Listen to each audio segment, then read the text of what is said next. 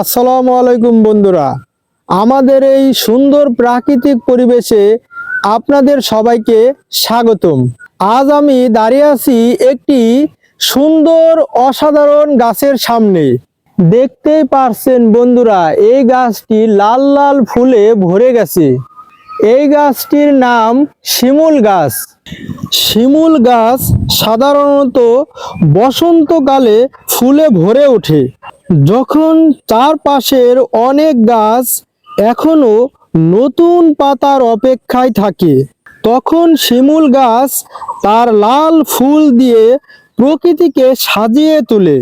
আপনারা একটু ভালো করে দেখুন, এই গাছটিতে এখনো তেমন পাতা নেই, কিন্তু অসংখ্য লাল ফুল ফুটেছে। দূর থেকে দেখলে মনে হয় যেন আগুনের মতো লাল রঙে গাছটা জ্বলছে। বাংলাদেশের গ্রাম অঞ্চলে এই শিমুল গাছ খুবই পরিচিত।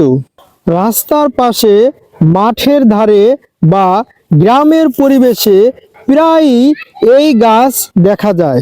শুধু সৌন্দর্যই নয়, শিমুল গাছের অনেক উপকারিতাও আছে।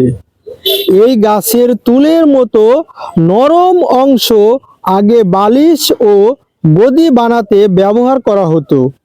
এছাড়াও কিছু জায়গায় এর বাকল ও অন্যান্য অংশ ভেষজ ওষুধ হিসাবে ব্যবহৃত হতো। প্রকৃতির আরেকটি সুন্দর দিক হলো এই শিমুল ফুল পাখি ও মৌমাছিদের খুব আকর্ষণ করে। তাই যখন গাছে ফুল ফোটে, তখন আশেপাশে অনেক পাখি ও মৌমাছির আনাগোনা দেখা যায়।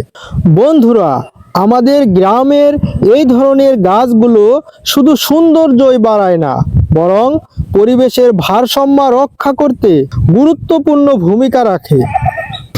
তাই আমাদের উচিত এই গাছগুলো রক্ষা করা এবং আরো বেশি করে গাছ লাগানো।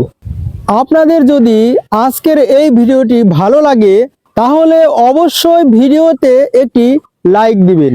আর এই ধরনের প্রাকৃতিক ও গ্রামের সৌন্দর্যর দৃশ্য দেখতে চাইলে আমাদের প্রাকৃতিক নকশা চ্যানেলটি সাবস্ক্রাইব করবেন।